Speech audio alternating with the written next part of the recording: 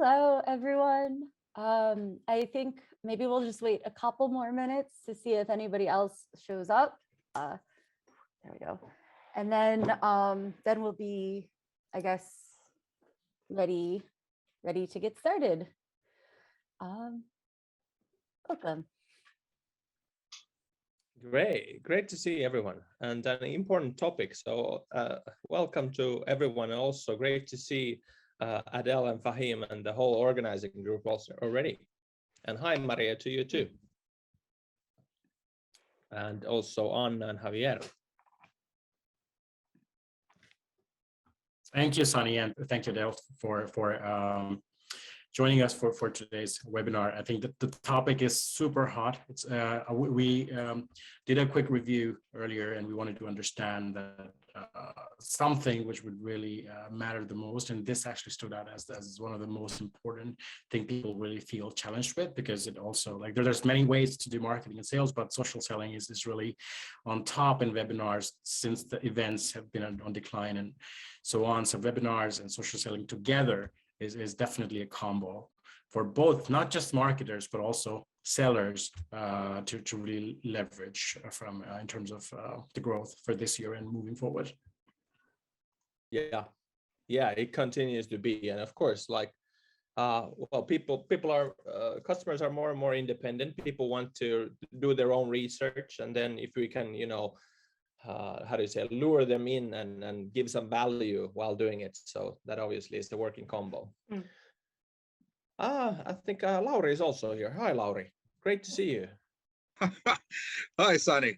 Hi, Hello. Sani. Super nice to see you, and of course all of you. Yeah. All of the others as well. Me and Sani actually go way back.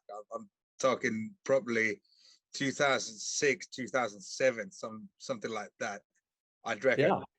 Yeah. I'd reckon. And I actually have a copy of hashtag Myyttikirja, the sales book, with I think with your autograph on it. So it's actually a pretty good book, by the way. Do you have an English do you have an English version of it, by the way?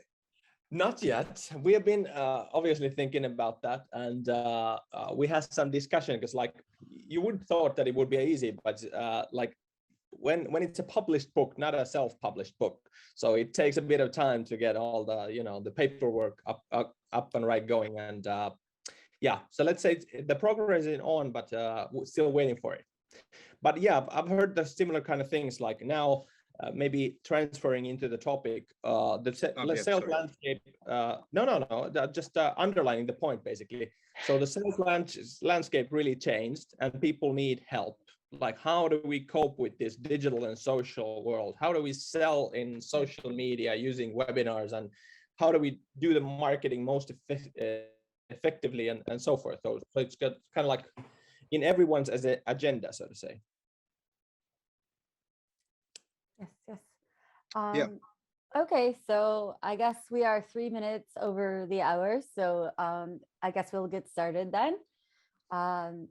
Hello, everyone, and welcome to Up Your Game, Leveraging Social Selling and Webinars in 2022. We are here with Adele and Sani, who are going to tell us about webinars and social selling respectively. And then I guess we'll have some Q&A time, like a little bit after each speaker, and then a longer type of Q&A at the end. And at the end, we will also announce our next webinar for the awesome marketers. So welcome. You get to hear about that next event first. So yeah, I guess I'll get started. Okay. Did I skip a page? Yes. No, sorry. I moved too far forward. Let me get back there. In the meantime, I can accept the new participants as more join. So don't worry about that. Oh, okay. So yes, I'm a creative marketing and comms professional, and I'm your host for the night. I I'm really passionate about storytelling, and especially being in the like employer branding space with a focus on DEI in like recruitment and aligning actual kind of internal operations with the DEI promises of the employer brand. That's very, very close to my heart. So that's me. And yeah. So for our agenda today, we have our community updates from Fahim, who's also been working really hard on this webinar and who created this awesome deck. And then we'll have efficient and effective webinars in 2022 from Adele, and then social selling in 2022 from Sani, and then we will wrap up. So that's what we've got today. And yeah, I'll move forward and pass things over to Fahim.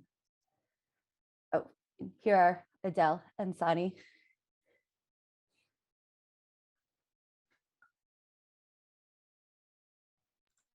Awesome. Thank you. So yes, to get started, I mean, I'm not sure how many participants are there who are actually not yet on our Slack community, but it's a fun community started just a couple of years ago. It's a community with primarily Finland-based English-speaking marketers. We have over 600 marketers so far joining in the last 2 to 3 years. And we have been trying, as marketers do, you know, experimentation and trying different things. We have been trying different fun activities and engagements and initiatives, and some of those I've added over here as a highlights. For example, the Mentorship Program. We understood that we have a diverse range of marketers. We have junior marketers, some senior people on leadership level as well. So to bridge them, and then also in a way that everybody learn each other and we knowledge share happening as well. So Mentorship Program was you can say as a very light version of mentorship we started last year, and we tried to engage people, whoever were interested, in a very, let's say, least structured way. So we sort of like kept it pretty open. But it was pretty interesting that more than 100 participants actually joined that program, and that went pretty well as part of testing. The other initiative we did was a salary report, which is beneficial both for marketers and also employers, in a way to understand the competitiveness in market for marketers, and also for marketers to understand how much they could be paid, and also as they grow with the skill set, experience, and knowledge, how much they can grow, especially in within Finland, because the whole survey was mainly based on that. And then Job Search Peer Club, that has been another cool initiative, which we aim to grow in a way that also definitely help both marketers and the employers to connect better, in a way to, instead of going on LinkedIn, spending on ads and trying to attract marketing talent, we can directly provide a channel to, and especially access to 600 plus marketers, where employers can directly market their job and then try to recruit good talent there. And apart from all of that, we tried a couple of webinars last year as well. Again, some we already uploaded on YouTube, some we haven't yet. And we have been pretty, you can say that we have been working in a very open fashion, and in a way everybody owning the community a little bit as much as we could. So apart from that, lots of interesting Slack discussions. We have many channels, and if you're a marketer, you know about SEO, pay-per-click, or their events and different topics which you have interesting. You can join and you can join one of those channels, or you can create your own, and then you can start the discussions and engage other marketers in terms of knowledge share and anything else. So moving on, what do we want to do in 2022? Em, if you want to, if you can actually change the slide, that'd be awesome. Yes. Yes, awesome. Thank you so much. So the very first thing, mentorship program. We find that that's definitely a backbone which everybody could use, and since we community is for marketers primarily, and as I mentioned that, you know, it's best to learn from each other, and mentorship program really helps in that way.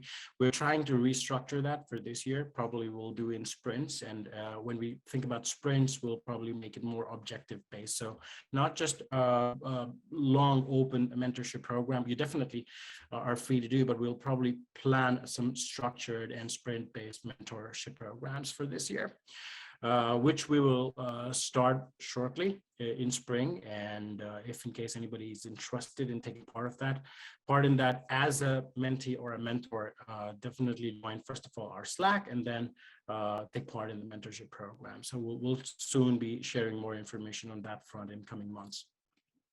The salary report. So the salary report we did last year, we have organized and structured the data.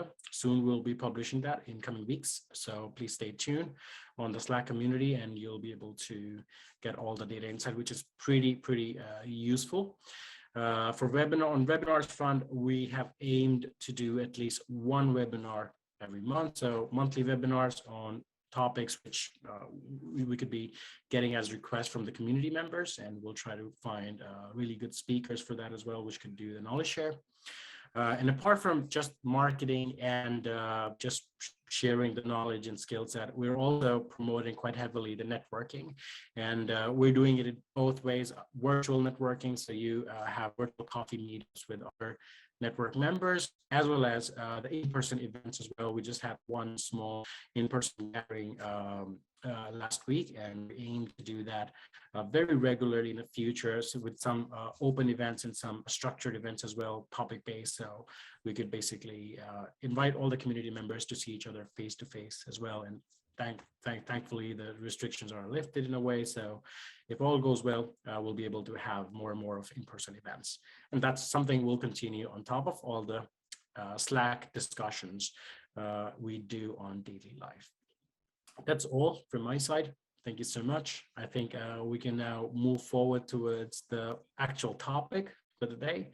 And as I know, Adele, I think you're up next. Yeah. So please, take over. I will just quickly steal the slides, if you may. Sure. I'll stop the share so you can grab them. Yeah, thank you. Of course. So we'll be utilizing the same beautiful slide deck though, but just taking some control here. Let's see. I think it is looking fancy now. So first of all, thanks for such a warm welcome and such a great opening. So my name is Adele Kurki, and I am a martech and operations specialist in a startup called Hive, which is creating open source technologies. My background as such is quite heavily actually in B2B sector in larger manufacturing companies, and I'm holding the master's degrees in from the University of Vaasa in marketing field. Additionally, I have a few certificates, but that you may find from LinkedIn more if you're interested. So to the topic as such, I will be today presenting some views, some tools on how you can create efficient and effective webinars in 2022. And these tips are something that are most probably for those who are working within companies, but also something that if you want to create a process for yourself, so keep your ears and eyes open in that sense. So we first look what kind of processes you need to create in order to create success, and what kind of targets it is good to set, and when to set those targets in a very, very brief level. And then finally, we are looking like what kind of things you should focus in the future towards execution. So what can you actually take out of this webinar session today? And what you have to consider if you're working in a role where you have to consider the martech choices, either from an execution level or then the strategical or budgetal level. But 50 minutes. It will be very brief, so let's dive into the issue. So here is a very busy slide of mine. Don't worry, the table is supposed to be only a picture, so you don't have to see all the details. It's fine if you don't have to check your classes. So on the left-hand side, you should be able to see where you should focus on, and on the right-hand side, you should be able to see the the final outcome of your mapping after this webinar session. So let's first start with the fact that in order to create efficiency in your organization, on yourself, you should focus on what are you doing and when are you doing what. So back to the basic, webinar as a project is surprisingly massive, especially if you're doing it in a corporation, and it has usually quite many stakeholders, even if you were doing it yourself. And if you're working within marketing, is it a marketing operations, a manager, or if you're a stakeholder in sales or content creator, here are a few things you may have to consider. For this is also something you can take the responsibility of as a project. So the first tool I have to offer today is that basic thing, start mapping your process, the whole process. Consider your stakeholders. You should be able to identify who creates the target audience. Is it in a CRM? Is it your automation system? Is it an Excel in your sales guy? Or where is that locating? Where is the content coming from? Or is somebody in the organization doing it? Are you doing it? Or are you outsourcing it? And who collaborates with the third party if you have visitors, like we are here today, or if you're having even a competitor with you, and who is creating the technical setup. So those roles have to be well defined. So in this image of mine, on the top, you can see a time frame. So in our organization, this is something I actually made 2 months ago or 3 months ago.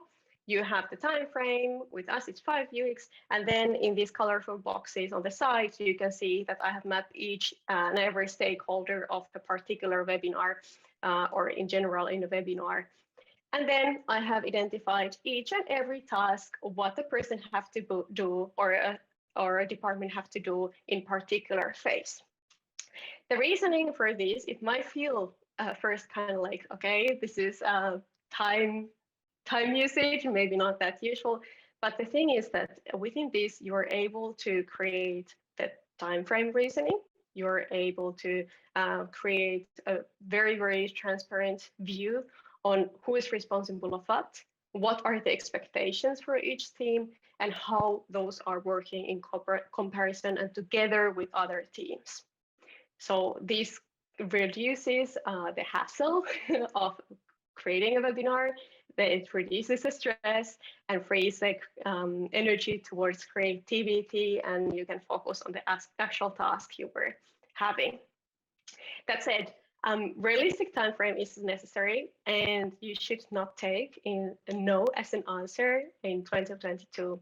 So to be realistic, I'm working in marketing operations, and I know that we're in a hard place between a rock and a hard place when it comes to time frames, but it is maybe time to create some toughness here and say no to too busy timetables.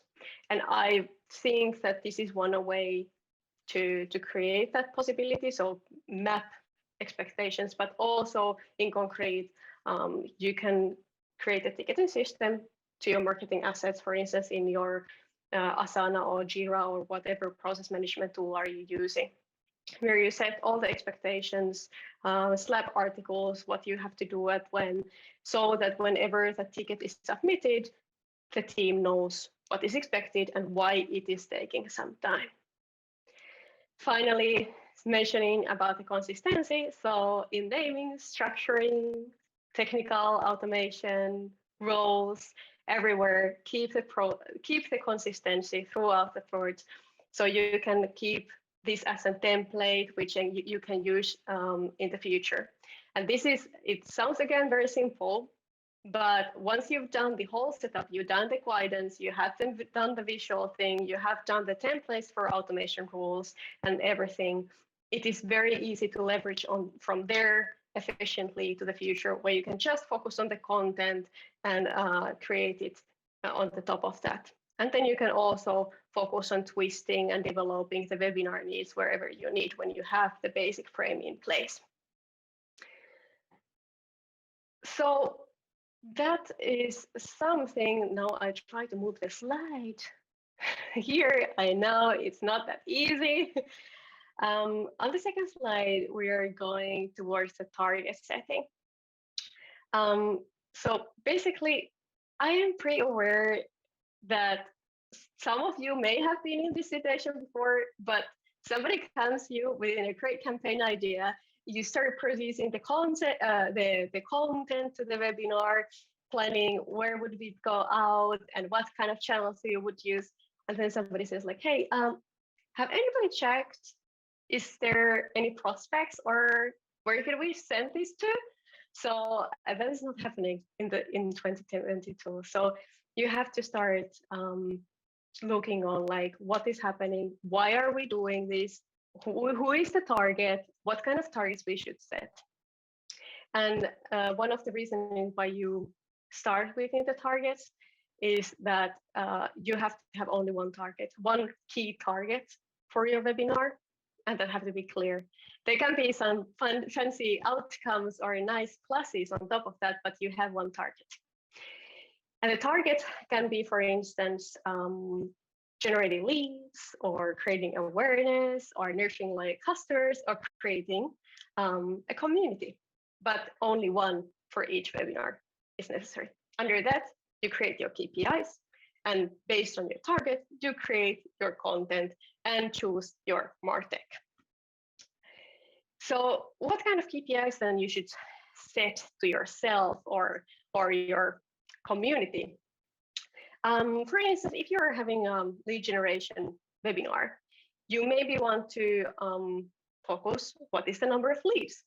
And you focus that before you start the webinar. You decide, okay, this is the webinar leads. Lead number is the focus. You check it in the middle, you check it after, you don't change it after, or you don't change it in the middle. You keep on what you decided. And the one good thing I found very helpful and what we did with our team is that you make a visualized journey for your webinar results.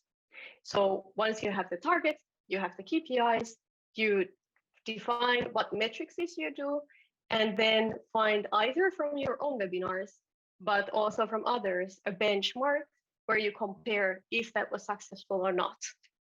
So data visualization is super helpful here, and it keeps yourself also on track and your team also on track where we're supposed to do. It is also a very easy way to discuss after the webinar, and this is, by the way, quite important point. Sit together with your team after the webinar and look together what kind of results you got and what does it mean.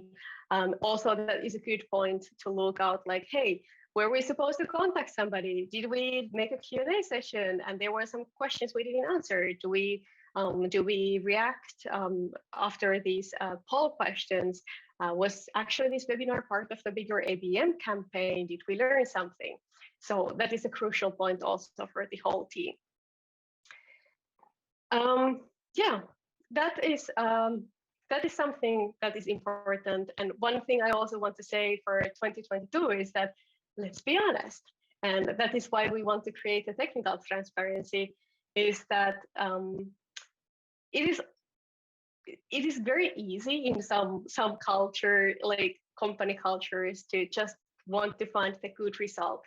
If it looks that the webinar result you had in the first place didn't actually create that many leads or whatever was the target, you have to come out with that result like, hey, this happened. And then on top of that, you can say like, but yeah, the awareness was really good. But if that was the result, you have to focus on that. What do we do better in order to develop this particular target we had? Then regarding the MarTech, I keep it very brief. I know that not all of you are most probably in MarTech or responsible for the technologies as such, but I want to keep like few points to think with your teams when choosing the MarTech or when considering how do you technically set up the system. The MarTech here in webinar processes includes quite many parts. You have the process management tools, you have the webinar tools itself, it can be one or several. You can have the CRM, marketing automation system. If you're making the content, you most probably have content creation tools or modification tools. focus on the event type. I believe in 2022, we are seeing more and more fraction regarding the webinars. It's not like we're having a general normal type of a webinar, but we might have live webinars or like hybrid webinars or streamings on top of these, or then we are having different kind of events. Here, it means that you have to decide first how do you do that, but also consider the localization needs in a way that what webinar platforms works the best? Is it LinkedIn? Is it a Zoom? Are there, for instance, needs for language versions, or is there a habit that you don't actually want to give an email, but you want to give your something else, or something like this to consider. Also, data is a huge concern, especially if you're working in a corporate board. You have to decide before the event starts, how is the data flow gonna go? Are you integrating all the tools together?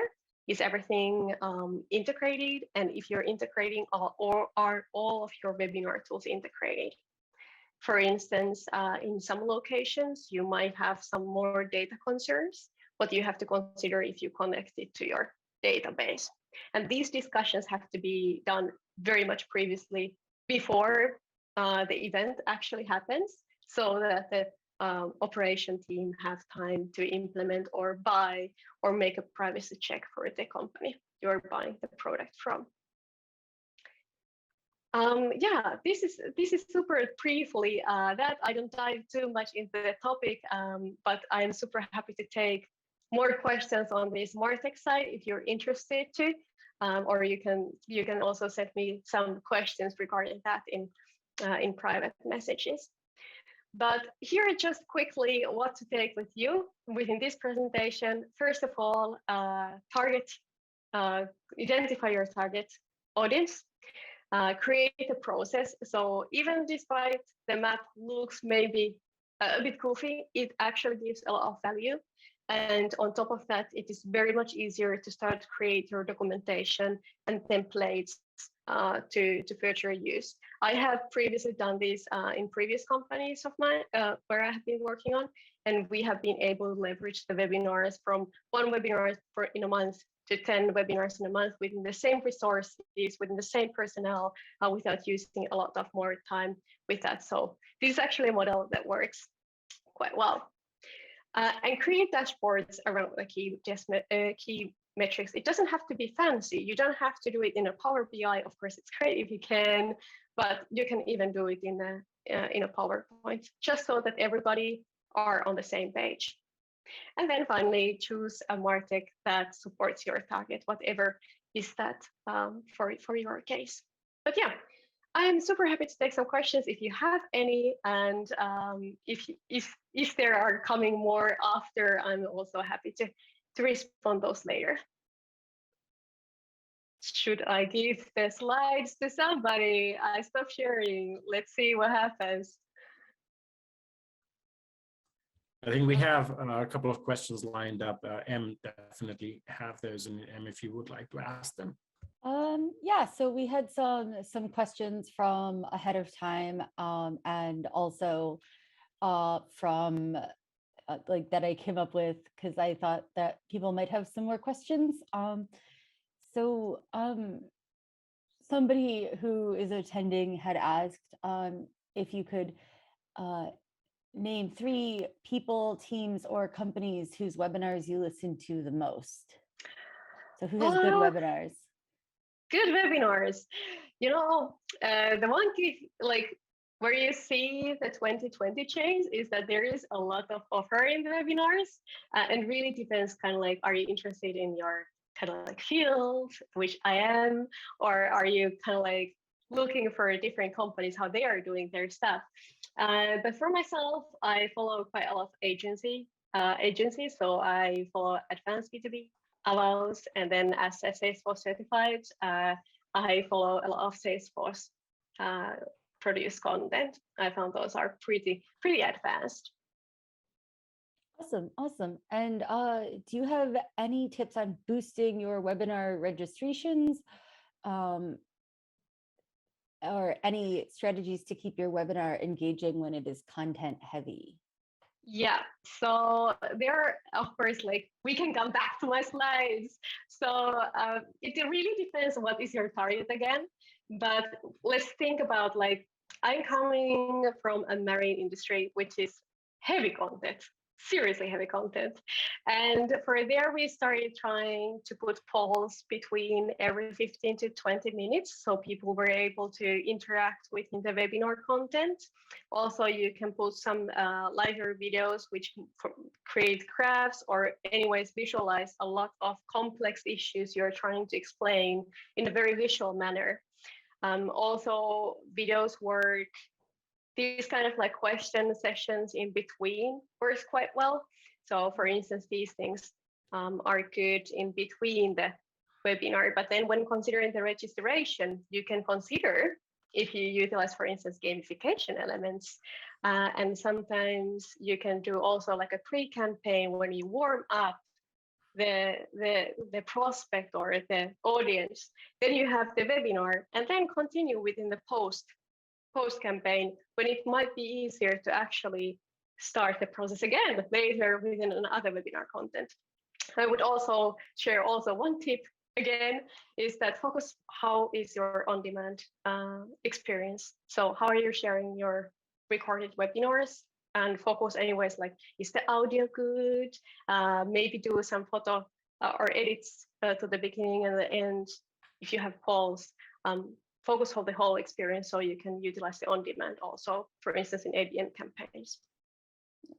Okay. And I guess we'll just do one more and we'll save the rest for the end if that's okay. And also, like, yeah. I, for one, doing these events for awesome marketers, I'm really excited that this is first so we can get all these great tips for making more great webinars this year. So in your opinion, what are the most like effective in webinar engagement features? I would say polls are like, of course, Q&A session is the most important, but if we don't count that, I would say polls are good for the people to interact with and learn from others, because you can see the results of the whole audience, but also for organizers, because you can learn so much from your audience and utilize that in development of your marketing materials or sales processes later on. Okay, thanks so much. Why don't we move on to Sani's portion of the presentation? Yes, fantastic. Thank you, Adele, for fantastic tips. And I actually thought about one tip about webinars as well, was that when we were hosting webinars in my previous company I was working, one of the key elements of success for us then was that we had a guest that represented our, let's say, dream client. You know, because they usually, what happens, like, oh, there's actually a, let's say, a CFO of a company attending this webinar. So other CFOs obviously were a bit more interested. So that was just one very good tips. Hey, yeah. So let me share the slides then. Asking nowadays, you always start with this one. Can you see the screen? Can you see the slides? Hopefully, yes. Fantastic. Hi, my name is Sani Leino. I'm basically been the latest 10 years I've been coaching different companies and individuals around how to get the best possible benefits out of social media, and also work as a sales trainer. So I said 2 books written, one about the customer experience and one about B2B sales. And I thought that since I wanted to have this, let's say, concrete package, so I came up with these 4 bullets, and it comes with like 20 different bits of information. So I'm hoping to, let's say, make you think about your own actions around social media. But one thing I have not yet stated in the slides, so we can come up with this later, perhaps adding that in the slides, is that in 2022, the situation we're living in, we have to be a bit more timely. What and when are we going to share? So just saying this up front, because now I'm seeing that there's 2 risks that I want everyone to avoid. First is automation. So like at this point, I would be really, really cautious about automating anything on social media, right? Because like if you, the situation is what is happening, the horrible situation, it really can backfire if you automate stuff. And then there's happy tweets coming out and the world isn't that happy.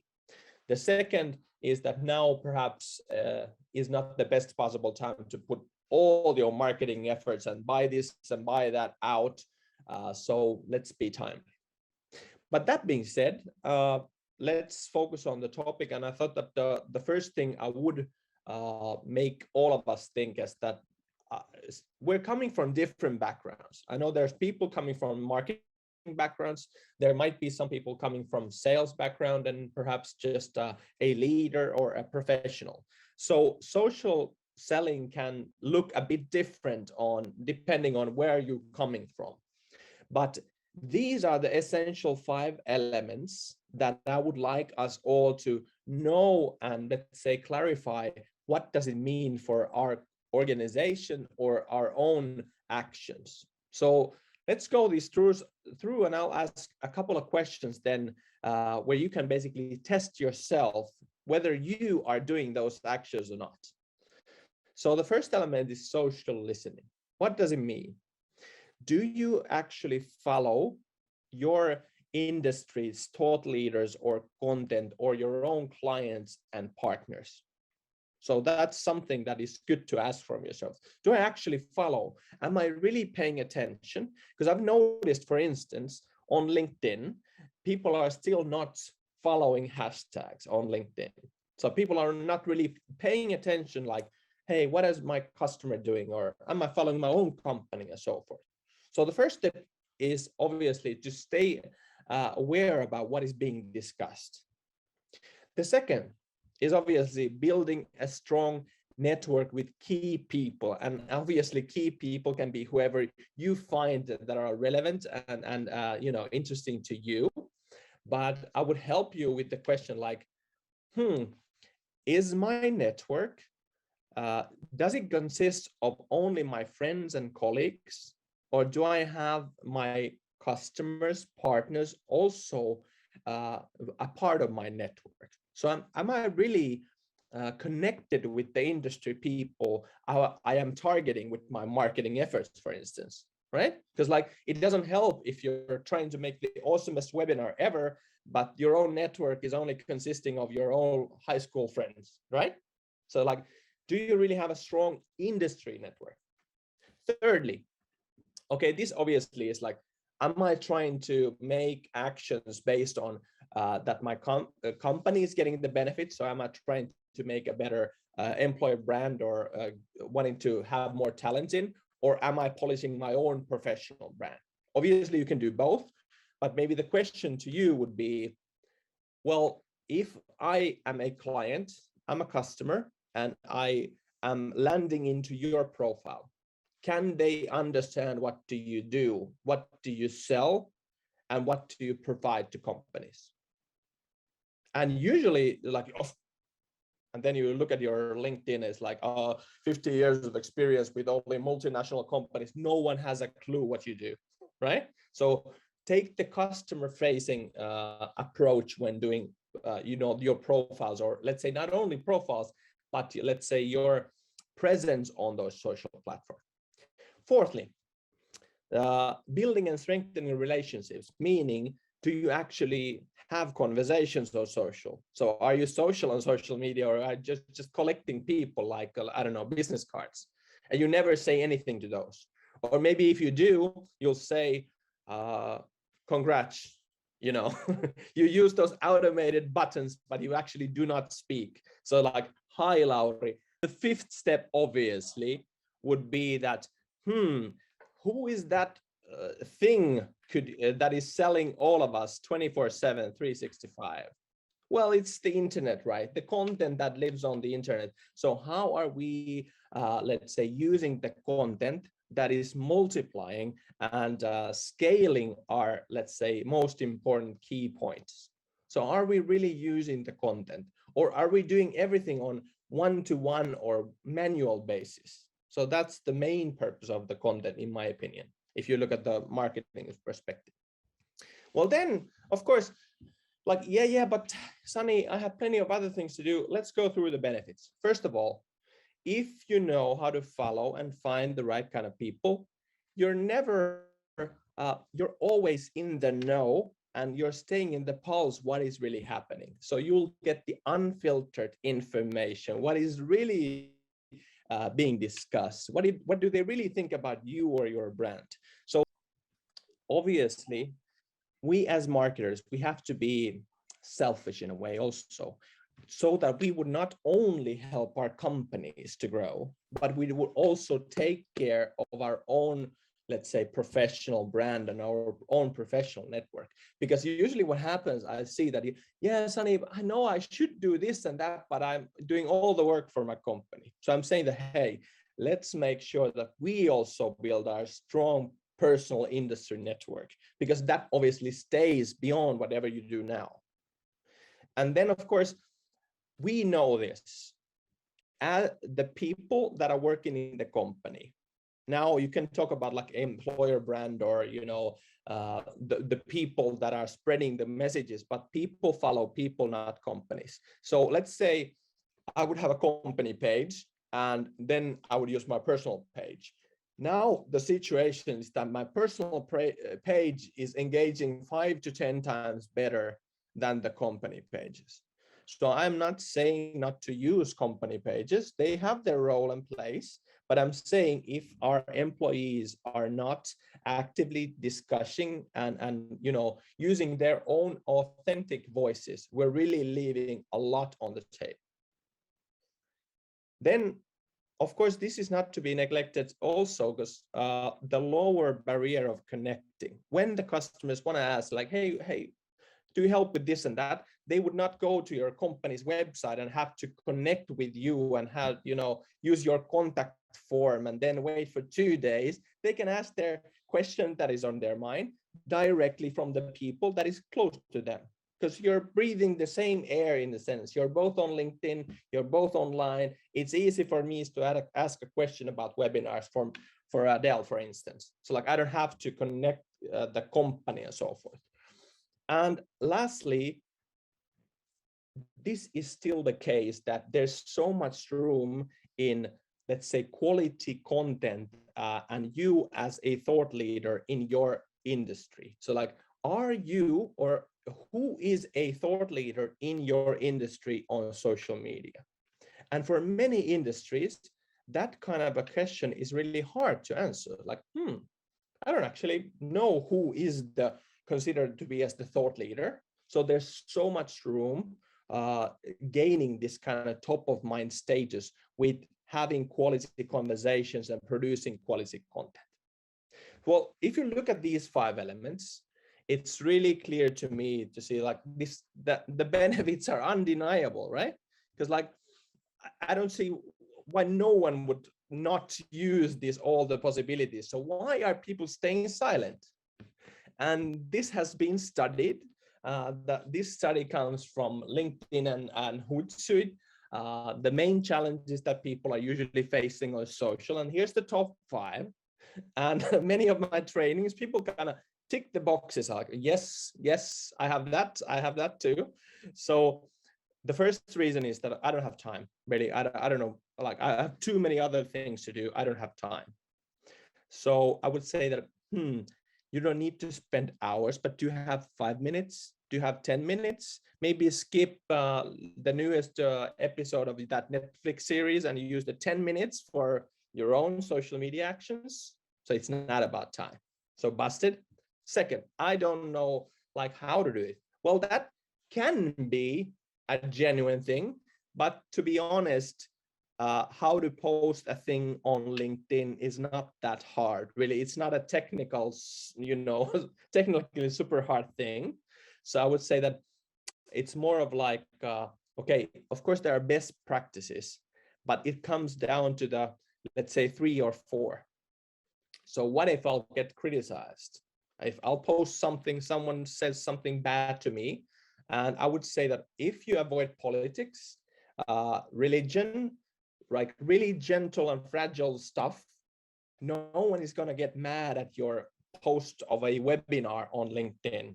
that cannot happen really. Or if they do, that's unfortunately their fault, not your fault. So it's like you are not going to get blames. And you sometimes I'll even joke around and say that, hey, Sani, I'm going to start a social media crisis when I'll post. I'll say that, no, you are not, because first of all, you would need to have an audience, which you do not have yet, right? And secondly, it takes a bit of courage to say something wild, and we're still building on it.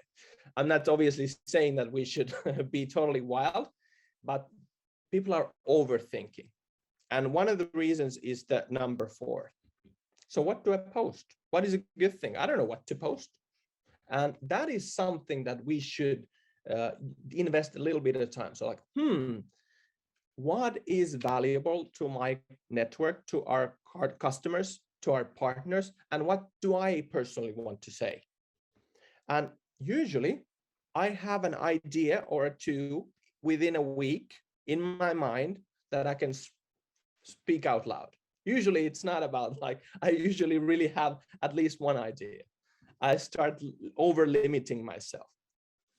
And finally, the last step would be that the ROI.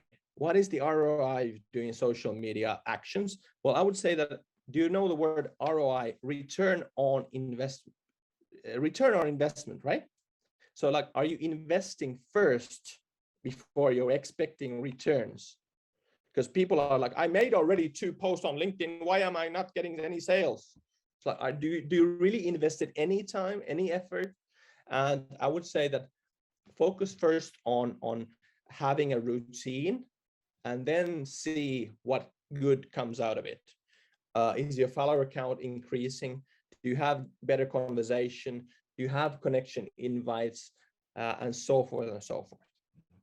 So perhaps to, let's say, make this last 5 element list would be this for you and me. Create a strong presence in those maybe 1 to 3 channels that you know that your customers and partners are spending time. So not only having the online CV or only your name in it, but to have a pulse, create your online version of yourselves. The Lauri and the Adele that we see here can be seen also those channels. So you look like the same person, right? Not on like LinkedIn and you look like a military professional. Nothing wrong with military professional. Anyway, so making discussions, meaning that one part, it's not about posting content only. It's not about producing content. It's also about joining conversations. So making comments, really showing your expertise by having discussions. I used to do that because I was too shy to post anything, but I was still joining the conversations and, wanting to state out what I think about those things. And I would also make sure that if you have, let's say, over 100 connections, that's already plenty enough to have meaningful conversations behind the curtains, right? So are you having conversations with the people? Or do you only say that, hey, I have 2,000 people in my network, but do you have conversations with those? Because those conversations are the ones that are driving leads and deals. Rarely people are like, hey, Sani posted something I want to buy, and basically they're under the post saying, I want to buy this. That rarely happens. Usually it's like, Sani, do you also do this and that? Thirdly, this takes time, and that's why this has to be a continuous effort. You have to build a strong network that consists of your key audience in the industry that you're targeting. So if you don't have the clients and the partners and the industry influencer in your network, how can you expect that the message really reaches? So this is something that no matter where you're coming from, what is your title, a strong network is your basically work-life insurance, because it's about people, and then whatever happens in your life, it's about those genuine connections that we have here. Second last, you. The persona of you is so much more interesting and let's say also working better than whatever your company is doing or whatever the products are. But still, sometimes we leave our persona in the background. And that's totally, we should do the opposite, right? People want stories. People want the genuine people to, be upfront. And that's why let's use our personal voices. I speak too fast. I have stupid jokes. I write too lengthy posts. That's me. That's who I am, and people can see through if I suddenly would be totally different. So let's not forget the you and your persona. And as a last statement to all the marketers out there, we have to step up. And I'm not saying that no one is doing anything, but we have to be examples. How can we expect that our leaders and our professionals are doing anything if we stay silent, right? So we have to be in the, the ones that are setting the example, because we really do know how. We really knew why we have to do it. And I would say that let's just lower all of our collective barriers and showcase our ideas and personas. And that's why everyone will benefit. But I think that's more than enough of my 4 times 5 elements. So I'm happy to take any questions, and thank you so much for having me here.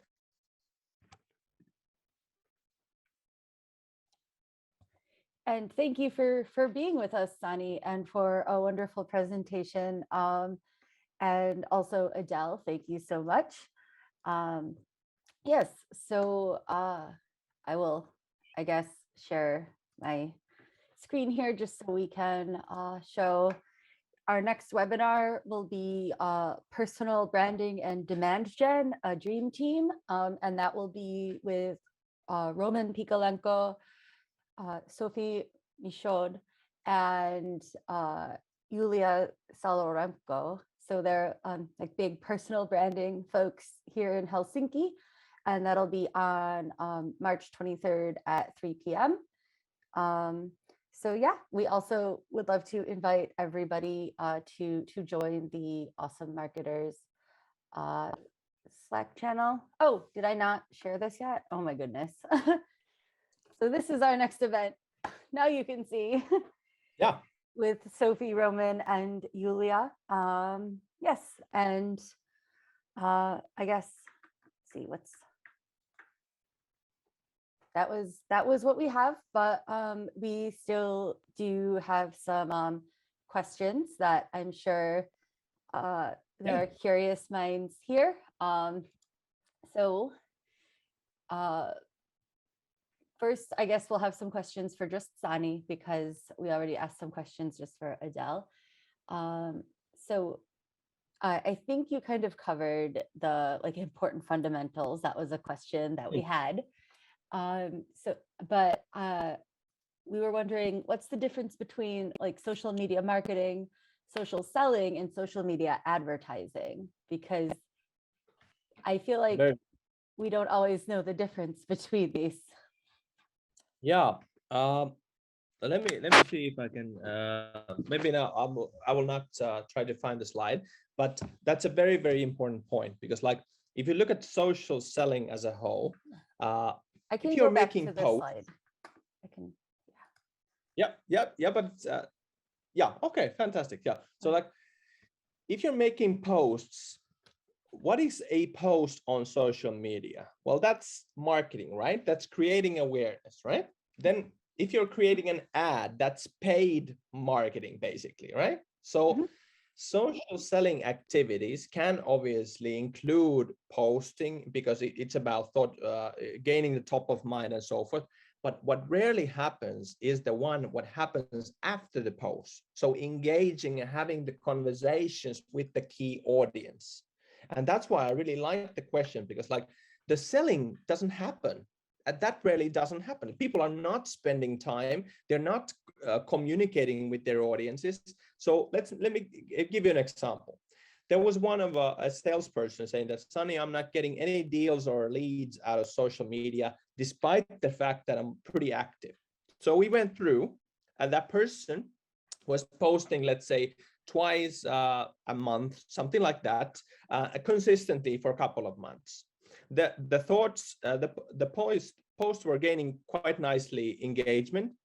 But then I asked the questions like, okay, so what do you do with the people that are engaging the post, giving you likes and comments? Like, well, nothing. They're like, well, could you do something? Because there's a C-level director basically giving you hearts, and I love this idea, but you're not having any conversations. So my point here is this: the selling is obviously building trust, getting to know the people, having conversations. So the emails and the inboxes should be blinking all the time if you really want to have leads and stuff like that. More because, to be totally honest, rarely people, they saw your post and then they bought. That rarely happens, right? Yeah. You have to, get them into some place, whether that be is a webinar giving more information, whether that's your site, or whether you have a personal one-to-one conversation. Okay. So I would say that is the main difference. What social selling, why it's personal, why it doesn't happen with the company accounts only, and it's about personal conversations. Okay, that makes sense. We have another question. What do you think is a decent social selling index for a small or medium startup with few resources? And what do you think the best way to optimize or leverage this score to raise it for minimal time and monetary spend? Yeah, so first of all, social selling index, if you want to know yours, you can go to a linkedin.com/sales/SSI, and we can basically even link it, by the way, here, or you can just Google it, you'll find it, social selling index. What does it do? It is actually, you can actually go one slide previous, perhaps. So it's based on 4 elements, and different elements have different index scores. Maybe one more here. So how strong is your network? If you're connecting with people, the index will rise. If you post something, the index will rise. Then if you search for people, that's one part that is growing the index. And then if you're actually having conversations with the people behind the background. So the index doesn't do anything, but it helps you to do the kind of right things. Sure.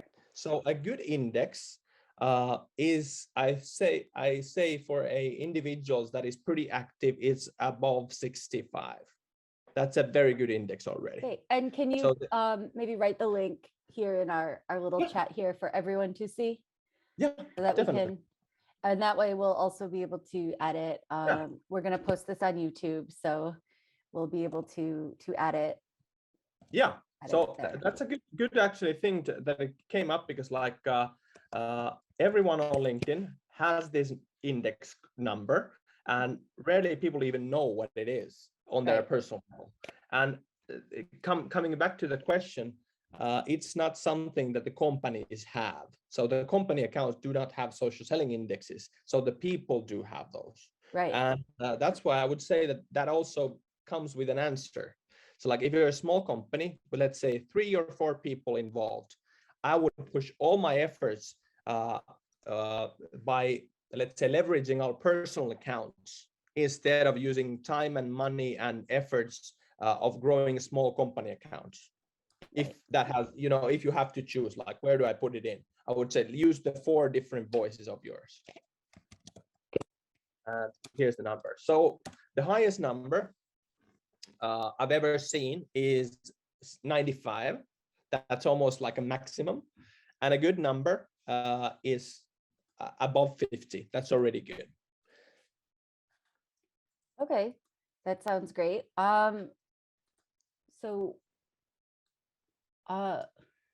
Let's see our social. By the way, I don't know if there's just sorry to interrupt, but of course. Just about the questions actually, because I'm not in the Slack group yet. Oh, okay. Hopefully I will be soon. We will. I will stop because my share because so I can open Slack. I probably think that you had the questions in the Slack channel. No. In the webinar sign up, we had in questions. the forms. Yeah. Oh, fair enough. Okay. Cool. Yeah, but I will that was- add an invite to the Slack channel right perfect. here also. And by the way, just let me know when I can ask a couple of questions. Of course. Yeah, please. Go ahead. Go ahead. Yeah, it's not. It's you're here. So please do. Yeah, I'm still here. That's true. Actually, well, first I'll actually go to Adele first, and then to Sani. Yeah.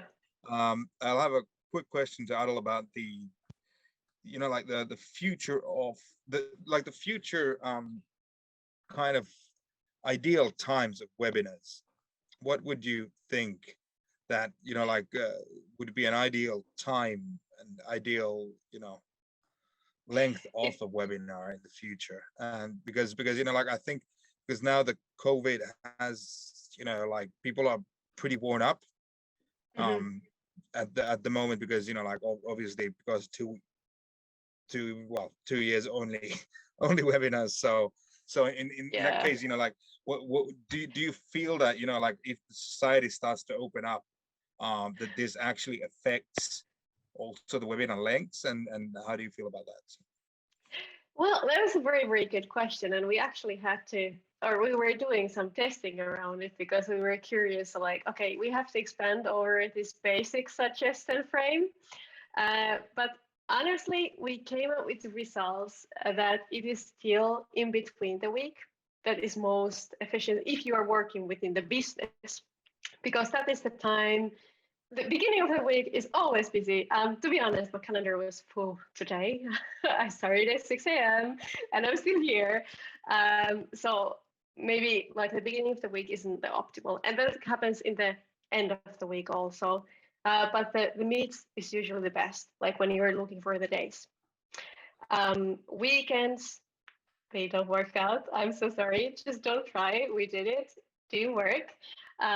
But then in the time frame, either somewhere in the morning, they can be a bit later than they used to be. So you don't have to start at 8 or 9, but start at 10, 11, 12, somewhere between those times. Or then honestly, just in the afternoon, 3, 4, 5. And then again, it starts to be quite late. But here I must actually say, just one thing is that if you're working within different time zones, trying to figure out and find the meet version, what we figured out is that at least for our past industries, it didn't work out to have 3 different sections, but actually the best results got when you were having one webinar where you forced all the people, which was having in a centralized time zone. I hope that answered. Yeah.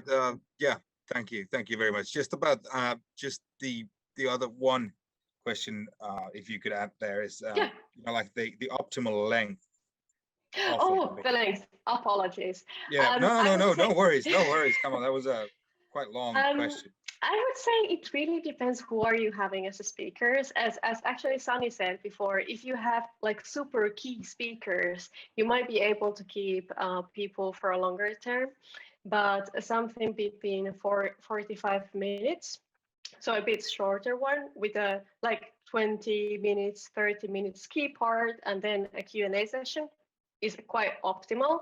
But if you have let's say 2 or 3 super key presenters and the whole setup is well presented, I would say from 1 hour to 1.5 hours even. But then you have to create engagement topics in the between, because 1.5 hours start to be a bit lengthy, and that have to be communicated within your invitation process so that people are able to and willing to reserve 1.5 hours. But those are actually also working surprisingly well if well communicated. We have another question for Adele. How do you identify the ideal, or choose and also approach a great partner to co-host your webinar? That is a very, very good question. So basically, this is actually tying very well to the topic. It is easier if you are already present or you are ready out there. So you are also tempting in a way that people are willing to collaborate and cooperate with you. So your own brand plays a or has a key, and you have to sell basically the place for how you get the people to speak, so that what value does it give to their brand, and how much value they can bring with their expertise. So at least within my user cases, I have found those two ways the most effective ones. Okay, awesome. And then I guess another question, and so far as tools go, I guess this is for both of you. What are the best like webinar platforms and also like social selling tools, in your opinion, that you can recommend to somebody who's kind of getting their feet wet, and also for like larger operations and like middle of the road? What's the best value at these different stages? Yeah, that is a very, very good question. As said, I have to say that when I was doing the world's first diploma in digital and social selling, I went through over 200 different tools. So I'm just saying that there are tools for everything you want to know. But of course, me personally, I have a couple of favorites.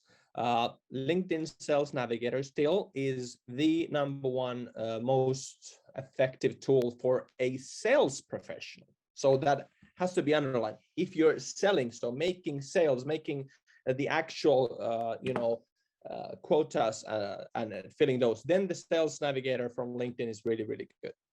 Then I love everything that is coming from HubSpot's like sales stack, so to say. They have lots of good tools about, sharing the documents and seeing how customers are interacting with the documents. You can see who opens up your emails and you see the engagement. And I do have a fairly recent tool I also like. It's called Apollo.ai. And basically what it does is that if I would like to have all of ours email addresses and so forth, I can basically open up your LinkedIn account and click for the Apollo AI symbol, and I will have your phone number and email ready.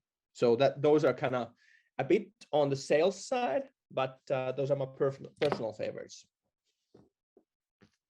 Is that Apollo.ai like Apollo 13? By the way, I think it's Apollo.io. By the way. Oh, sorry. Yeah. Sorry. Yeah. IO. Sorry. IO, not AI. Okay. And Perfect. For those who are gonna try Apollo.io, since I've been using Apollo.io myself for about almost 2 years, I can also heavily recommend that I've found LeadJet. It's another tool which works greatly with HubSpot, especially. I know that a lot of marketers and sellers actually use HubSpot these days. So if you happen to use HubSpot and LinkedIn, and you want to, let's say, for example, you want to go to a LinkedIn profile and you want directly that person to be added on your HubSpot, for example, marketing automation, if you have sequences or whatnot. So you can just directly get that lead into your HubSpot using LeadJet. It basically works on top of your LinkedIn. So LeadJet is also a great tool. Please definitely give it a try. Can you write that in the chat for everyone? But it's LeadJet, yes. Awesome. And then, hey, one thing is like I have to warn. I warned in the beginning, and then I warn in the end now. So like not to use too many automated things. So one thing also, when you're doing actions, I have this one tool that was on top of LinkedIn. So basically, it was getting the email addresses out of LinkedIn. So it was a tool that helped me with that. And I was almost getting kicked out of whole LinkedIn. So LinkedIn is really, really, so let's say it like this. Be careful with those LinkedIn extensions, because they know that exists, and those kind of bigger ones, I think the LeadJet and Apollo.io, those are kind of safe, but those kind of smaller ones, LinkedIn can basically ban you. And that's not pretty if you lose all of your, let's say, connections and stuff. Yeah. Good Thanks. warning. That's a great reminder. Yes. I don't know. Let's see. I think we have one question for Sani still. This comes from Teo, who's here in the audience. Yeah. How can salespeople perfect their role in social selling? That's a very good question. I would say this, that using all of those elements, so that, let's say, like, if you think about what are customers wanting at this time, they want to have they want to meet and listen professionals in their field. No one wants to listen and spend time with salespeople. Sorry, that's just a fact. But then again, if you are a person, if you're considered as a professional instead of just a sales rep, people want to meet and greet and listen to you. So I would say that as salespeople, we really need to understand that it's not enough that you're only creeping in mailboxes. You have to provide value first. You have to give something first. You have to, let's say, showcase that I'm an expert in my field. And those salespeople that are doing that, most people do not even put them as in the category of salespeople, but instead of like, oh, that's the professional in that field. So I would say that salespeople would need to learn how to, use marketing tools and tactics, and maybe marketing people should make sure that they tie in with those, sales efforts. Yeah. Can I add something, if that's okay? Of course. I think one of the most skills that we do not really think about or associate with salespeople necessarily is like listening. Like, you really need to listen to your prospects and what they are saying, so you can offer them the very, very best things. And I also think that kind of the like understanding what your prospects are saying is something that a lot of marketers really struggle with. So yeah, I wanted to that's put a that really out good there. point. That's a really good point. Yeah.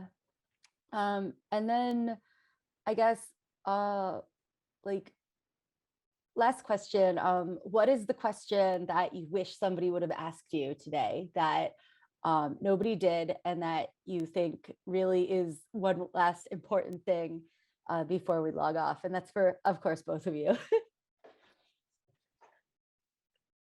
Tough one. Yeah, that is. Can I still ask one brief Of question? Of course. Yeah, From Sani, actually. You can ask that first, so we can think about it. So then, Adele, you can ask the tough one, and then I can, let's go this way. Worse.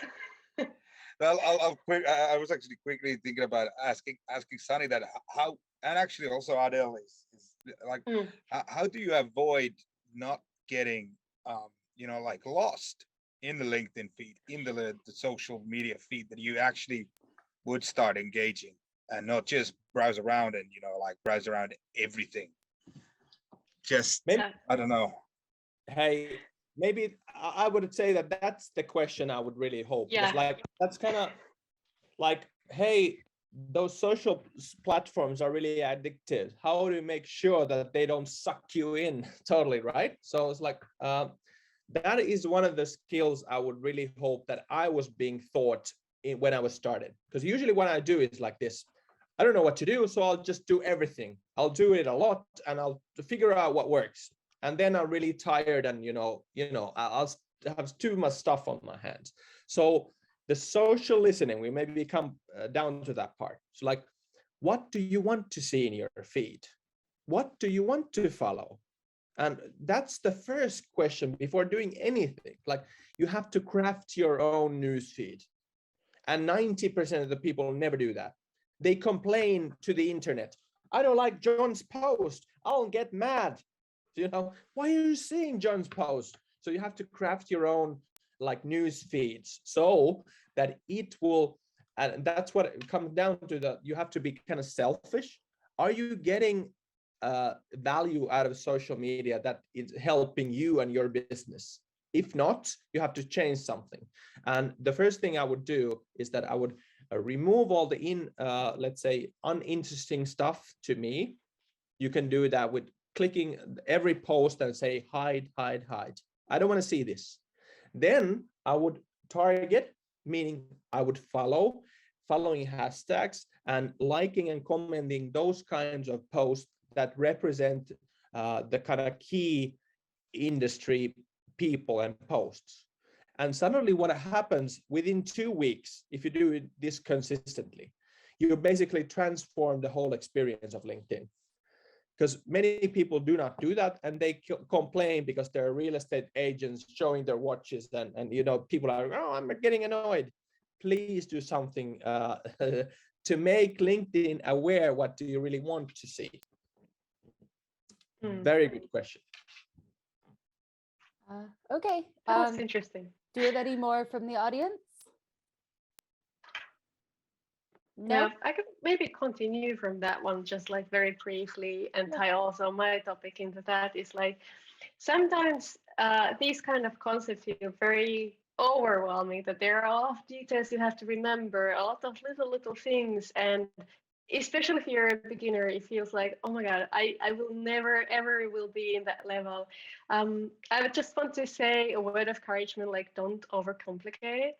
Like for instance, the webinar map process I showed in the first slide, you can start mapping to yourself, like this is where I want to go, what kind of steps I have to take in order to take that there, and map it to a line. So suddenly you notice that there are actually just small actions you have to put in the calendar, and this you can even make a template to yourself, like this is when I act, and this is the activity I have to make.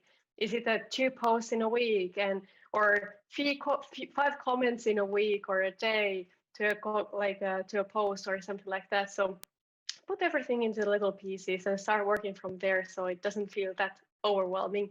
And then again, like ask support from your network, or your colleagues or whoever. Yeah, that was a very good point. Maybe to end that, because I forgot to mention also that one, that one thing that transformed my whole thing is that I started to put social media times on my calendar. And that wasn't, firstly, not to limit, I didn't try to limit my usage, but I'll try to actually do the other way. So like, hey, at this time on Thursday, make sure that you follow those customers of yours, Sani. So what happened to me is that I had a block in my calendar for LinkedIn stuff. I didn't want to go and scroll around the feed later on because I already had my, small little slot.